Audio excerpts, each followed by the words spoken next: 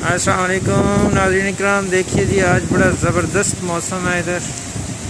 मैंने कहा 1 minute video में आज यहाँ का मौसम आपको दिखाएं।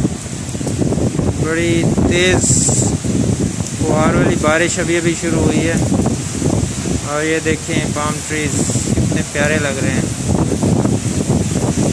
और बारिश की फुहार भी देखिए।